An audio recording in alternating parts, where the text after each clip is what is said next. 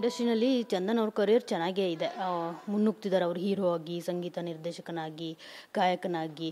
So Nivi ಅವ್ರು ಮಾತ್ರ reality ಶೋಗಳಲ್ಲಿ ಕಾಣಿಸ್ಕೊಳ್ತಾ ಇದ್ರು. ಸೊ ಮೂವಿಗಳಲ್ಲಿ ಕಾಣಿಸ್ಕೊಳ್ತಾ ಇರಲಿಲ್ಲ. ಸೊ ಇದನ್ನು ನೋಡಿದಾಗ ನಿವೇದಿತಾ ಅವರೇ ನನ್ನ ಕರಿಯರ್ ಬೇರೆ ರೀತಿ ಹೋಗ್ತಿದೆ, ನನ್ನ ಕರಿಯರ್ ಮುಂದುವರಿಸಬೇಕು ಅಂತ ಹೇಳ್ಬಿಟ್ಟು ಈ ನಿರ್ಧಾರ ತಗೊಂಡ್ರಾ ಅಂತ. ನನಗೂ ಅದೇ ಅನಿಸ್ತದೆ. ಯಾಕಂದರೆ ಈಗ ಚಂದನ್ ಅವ್ರಿಗೇನು ಕೆರಿಯರ್ ಬಗ್ಗೆ, ಯಾಕಂದರೆ ಅವ್ರದ್ದೀಗ ಸೂತ್ರಧಾರಿನೂ ತುಂಬ ಚೆನ್ನಾಗಿ ಬಂದಿದೆ, ಎಲ್ಲರ ಕಾಲ ಎಳಿತ ಮತ್ತು ವಿದ್ಯಾರ್ಥಿ 3 ಸಿನಿಮಾನೂ ಇವಾಗ ಅವ್ರ ಕೈಯಲ್ಲಿದೆ. ಆಮೇಲೆ ಅವ್ರ ಕೆರಿಯರ್ ಗ್ರೋತ್ ಅಂತೂ ಆಗ್ತಾನೆ ಇದೆ. ಬಟ್ ಇದೇನಾದರೂ ಇವರೇನಾದರೂ ಆ ಥರ ಡಿಸಿಷನ್ ಬಂದು ಮನೆಯಲ್ಲಿ ಬಂದಾಗ, ಆಮೇಲೆ ಚಂದನ್ ಅವ್ರದ್ದು ಏನು ಅಂದರೆ ಯಾವಾಗಲೂ ಏನಂತಾರೆ ಸಪೋರ್ಟ್ ಮಾಡೋದು ಆಯಿತು ಅಂದರೆ ಏನಂತಾರೆ ತ್ಯಾಗ ಮಾಡೋವಂಥದ್ದಾಗಲಿ, ಅವರು ಒಂದು ಹೆಜ್ಜೆ ಮುಂದೆ ಇರ್ತಾರೆ. ಯಾಕಂದ್ರೆ ನಾವು ಇಷ್ಟು ವರ್ಷಗಳು ನಾನು ನೋಡಿದ್ರಲ್ಲಿ ನಾನು ತುಂಬ ಹಚ್ಕೊಂಡಿದ್ರಲ್ಲಿ ಅವರು ಒಬ್ಬರು. ಯಾಕಂದರೆ ಯಾರನ್ನೂ ಅಷ್ಟು ಈಸಿಯಾಗಿ ನಾನು ಹಚ್ಕೊತಿರಲಿಲ್ಲ. ಬಟ್ ಆ ವೇದಿಕೆಯಲ್ಲೆಲ್ಲ ಸಾಕಷ್ಟು ಹೇಳಿದ್ದೀನಿ ನಾನು ಈ ವಿಷಯನ. ಬಟ್ ಅಂಥ ವಿಷಯದಲ್ಲಿ ನಾನು ಚಂದನ್ ಹತ್ರದಿಂದ ನೋಡುವಾಗ ಯಾರ ಮೇಲೆ ಆಗಲಿ ಗಲಾಟೆ ಮಾಡೋದು ಇಲ್ಲ ದ್ವೇಷಿಸೋದು ಅಂಥ ಬುದ್ಧಿ ಇಲ್ಲ ಅವ್ರಿಗೆ. ಅವ್ರನ್ನೇ ಯಾರಾದರೂ ಟ್ರೋಲ್ ಮಾಡಿದ್ರು ಬೈಕೊಂಡಿದ್ರು ಅವ್ರು ತಲೆ ಕೆಡಿಸ್ಕೊಳ್ಳಲ್ಲ, ಮಾಡ್ಕೊಳ್ಳಿ ಬಿಡಿ ಅಂತ ಹೊರಟೋಗ್ತಾರೆ. ಅಂಥ ಒಂದು ವ್ಯಕ್ತಿತ್ವ ಇರೋಂಥ ಮನುಷ್ಯ ಇದು. ಧನೇಂದ್ರ ಗೌಡ HF ಹಸು ಸಾಕಾಣೆಯಿಂದ ವರ್ಷಕ್ಕೆ 18 ಲಕ್ಷ ಗಳಿಸ್ತಿದ್ದಾರೆ. ನೀವು ಕೂಡ ಅವರಿಂದ ಕಲಿಬೇಕಾ? ಅವ್ರ ಜೊತೆ ವಿಡಿಯೋ ಕಾಲ್ನಲ್ಲಿ ಮಾತಾಡಬೇಕಾ? ಈಗಲೇ ಫ್ರೀಡಮ್ ಆ್ಯಪ್ ಡೌನ್ಲೋಡ್ ಮಾಡಿ. 99% ನನಗನ್ನಿಸ್ತಾ ಇರೋದು ಒಂದು ಕೆರಿಯರ್ ಅಂದರೆ ಇಬ್ಬರದು ಡಿಸಿಷನ್ ಮಾಡಿಕೊಂಡು ಕೆರಿಯರ್ ಗ್ರೋತ್ ಮಾಡೋದಕ್ಕೋಸ್ಕರ ಇದನ್ನು ಮಾಡಿರ್ಬೋದು ಅನ್ನೋದು ನನ್ನ ವಿಷಯ. ಕೆಲವರು ಹೇಳ್ತಿದ್ದಾರೆ ಯಾರೋ ಇವ್ರ ಮಧ್ಯೆ ಹುಳಿ ಹಿಂಡಿದ್ದಾರೆ ಅಂತ ಹೇಳ್ಬಿಟ್ಟು. ಜೊತೆಗೆ ಇನ್ನೊಂದೇನಪ್ಪ ಅಂತ ಅಂದರೆ, ಚಂದನ್ ಅವರು ಮತ್ತು ನಿವೇದಿತಾ ಅವರು ಮದುವೆ ಆದಾಗ ನಿವೇದಿತಾ ಅವ್ರಿಗೆ ಜಸ್ಟ್ ಒಂದು 19 ಇಯರ್ಸ್ ಅಷ್ಟೇ. ಸೊ ಅದೇನಾದರೂ ಈ ರೀತಿ ಪರಿಣಾಮಕ್ಕೆ ಕಾರಣ ಆಯಿತಾ ಅಂದರೆ, ಚಿಕ್ಕ ಏಜಲ್ಲಿ ಆಗ ಡಿಸಿಷನ್ ಮೇಕಿಂಗ್ ಸರಿ ಇರೋದಿಲ್ಲ. ಸೊ ಡಿಸಿಷನ್ ತೊಗೊಂಡ್ಬಿಟ್ಟಿರ್ತಾರೆ. ಆಮೇಲೆ ವಯಸ್ಸಾಗ್ತಾ ಮೆಚುರಿಟಿ ಬಂದು ಗೊತ್ತಾಗುತ್ತೆ ಏನು ಸರಿ ಏನು ತಪ್ಪು ಮಾಡಿದ್ವಿ, ನಾವು ಮುಂದಕ್ಕೆ ಹೆಂಗೆ ನಮ್ಮ ಕೆರಿಯರ್ ಗ್ರೋತ್ ಮಾಡ್ಕೋಬೇಕು ಅಂತ ಅನ್ನೋದು. ಸೊ ಅದು ಏನಾದರೂ ಕಾರಣ ಆಯ್ತಾ ಚಿಕ್ಕ ಏಜಲ್ಲೇ ಮದುವೆ ಆಗಿದ್ದು? ಅಲ್ಲ, ಅದೇನು ಕಾರಣ ಅನಿಸ್ತಾ ಇಲ್ಲ. ಬಟ್ ಅದು ಒಂದು ಇಂಪ್ಯಾಕ್ಟ್ ಅನಿಸಿರ್ಬೋದೇನೋ ಗೊತ್ತಿಲ್ಲ. ಬಟ್ ಇವತ್ತು ನನಗನ್ನಿಸ್ತಾ ಇರೋದ್ರಲ್ಲಿ ಇವ್ರು ನೆನೆ ನೋಡಿ ಕೈ ಹಿಡ್ಕೊಂಡು ಒಬ್ರಿಗೊಬ್ರು ಬರೋದಾಗಲಿ ಮತ್ತು ಇಬ್ಬರು ಪೋಸ್ಟ್ ಹಾಕಿರೋದಾಗಲಿ ಇದು ಸೇಮ್ ರೀತಿ ಇದೆ. ಅಂದರೆ ಇಬ್ಬರು ಒಟ್ಟಿಗೆ ಇದ್ದು ಓಕೆ ನಾವು ಈ ಥರ ಇದು ಮಾಡ್ಕೊಂಡು ಡಿಸಿಷನ್ ತೊಗೊಳ್ಳೋಣ, ಇಬ್ಬರು ಬೆಳೆಯೋಣ ಅನ್ನೋ ಥರ ಏನಾದರೂ ಒಂದು ಡಿಸಿಷನ್ ತೊಗೊಂಡು ಈ ನಿರ್ಧಾರ ತೊಗೊಂಡಿರ್ಬೋದು ನನಗನ್ಸಿರೋ ಪ್ರಕಾರ. ಯಾಕಂದರೆ ಅವರಿಬ್ಬರಲ್ಲಿ ಯಾವುದೇ ರೀತಿ ಜಗಳಗಳಾಗಲಿ ಒಂದು ಇದಾಗಲಿ ವೈಮನ್ಸ್ ಆ ಥರ ಇಲ್ಲ. ಯಾಕಂದರೆ ಒಬ್ರಿಗೊಬ್ರು ಯಾವಾಗಲೂ ಸಪೋರ್ಟ್ ಆಗಿದ್ದರು.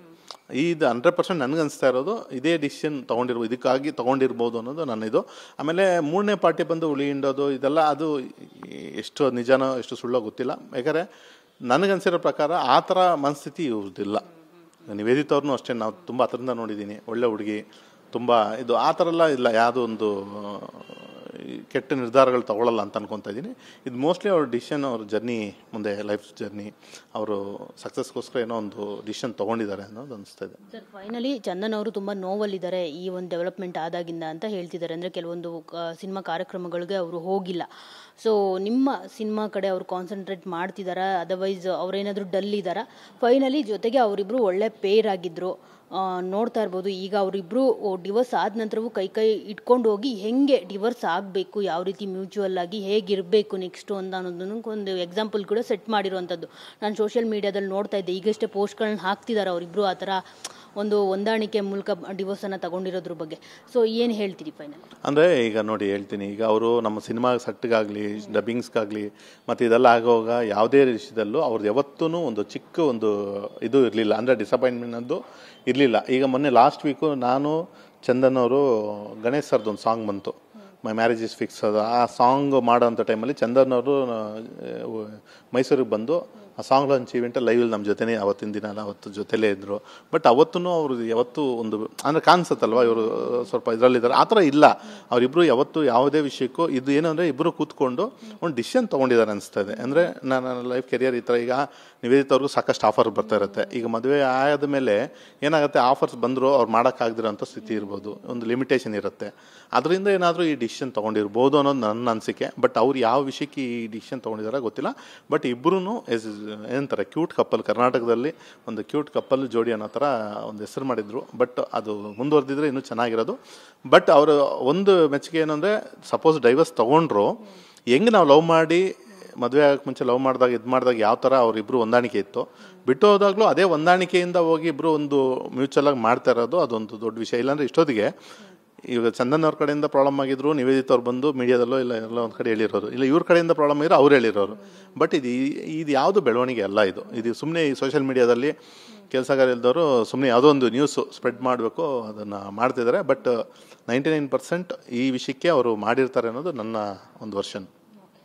Thank you. ನೋಡಿದ್ರಲ್ಲ, ಇದಿಷ್ಟು ನವರಸನ್ ಅವರ ಮಾತು. ಅಂದರೆ ಚಂದನ್ ಶೆಟ್ಟಿ ಮತ್ತು ನಿವೇದಿತಾ ಅವರ ಮಧ್ಯೆ ಯಾವುದೇ ರೀತಿ ಭಿನ್ನಾಭಿಪ್ರಾಯ ಜೊತೆಗೆ ಮನಸ್ತಾಪಗಳು ಕೂಡ ಇರಲಿಲ್ಲ.